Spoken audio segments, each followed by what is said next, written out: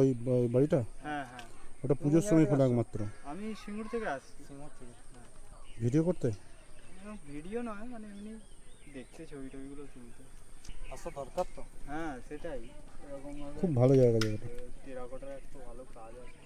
এই মন্দিরটা থেকেই দক্ষিণেশ্বর মন্দিরটা তৈরি হয়েছে। আমরা ঢুকে গেছি। তো আমি এখন দাঁড়িয়ে আছি আনন্দ ভৈরবী মন্দিরের সামনে। আমার পিছনেই দেখা যাচ্ছে যেটা, সেটা হচ্ছে আনন্দ ভৈরবী মন্দির। তো এটাই হচ্ছে আনন্দ ভৈরবী মন্দির বা আনন্দময়ী মন্দির। এই মন্দিরের কথাই বলছিলাম। হয়ে গেল রাধাকুঞ্জ ঘোরা। এবার ঠিক রাধাকুঞ্জের পাশেই আমরা চলে এসেছি আনন্দ ভৈরবীর মন্দির, এটা আমরা আগেই বলেছি।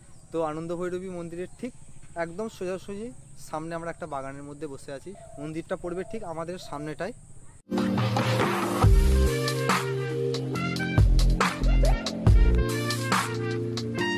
আর এই মন্দিরে রয়েছে দুদিকে দুটো সারি রয়েছে, ছোটো ছোটো করে মন্দির রয়েছে। আর মাঝখানে রয়েছে আনন্দ ভৈরবী মন্দির। এটা তৈরি করেন বীরেশ্বর মিত্র মুস্তাফি 1763 সালে।